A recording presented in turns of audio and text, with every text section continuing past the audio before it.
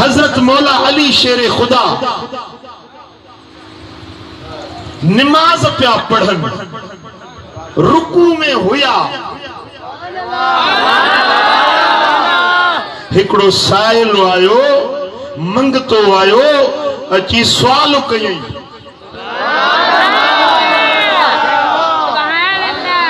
अल्लाह वास्ते जो मौला अली नमाज में हैदर करार नमाज में जेडी मल साइल जी सदा कन ते पिया त ओडी मल साईं जन रुकू में हुआ, रुकू जे दौरान पंजी मुंडरी पाक लाहे उन साइल के ॾेई छॾियो।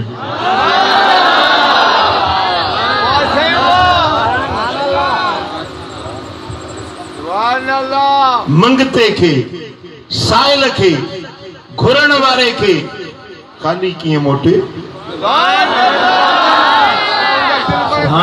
मोहताज जी मदद कयूं, हाजतमंद जी हाजत पूरी कयूं, जरूरतमंद जी जरूरत पूरी कयूं।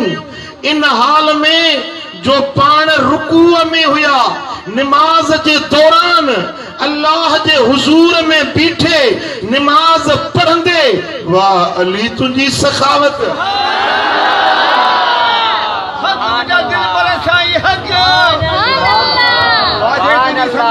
अली जी सखावत रब के भी वणी, जेका हाजतमंद जी हाजत पूरी कयई, मोहताज जी मदद कयई, रब के भी गाल वणी। ऐं रब फरमायो जिब्रील वञो कुरान जी आयत खणी मुझे नबी वञ,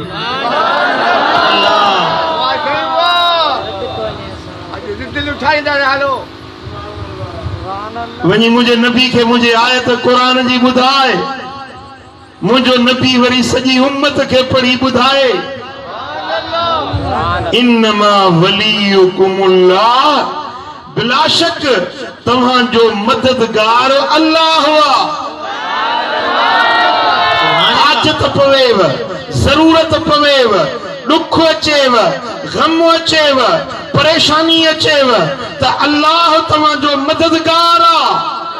व रसूलुहु, ऐं उन जो रसूल भी तव्हां जो मददगार आ। वल्लज़ीन आमनू, अल्लाह भी मदद कंदो, अल्लाह जो रसूल भी मदद कंदो। वल्लज़ीन आमनू, ऐं उहे भी तव्हां जी मदद कंदा जेकी ईमान वारा आहिनि। मौला उहे ईमान वारा केर आहिनि?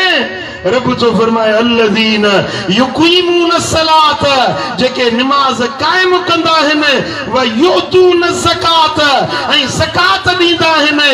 कीअं ॾींदा आहिनि?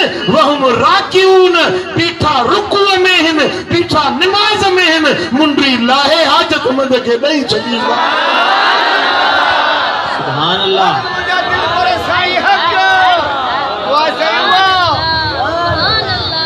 अल्लाह मदद कंदो, अल्लाह जो रसूल भी तव्हांजी मदद कंदो।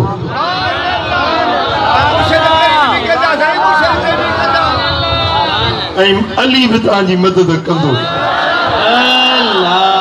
नालो तो न वरतई, पर जेको कुरान जो शान नुज़ूल ॿुधी, अलामतूं जेके कुरान बयान फरमायूं, इहे मौला अली जे शान में। सुभान अल्लाह।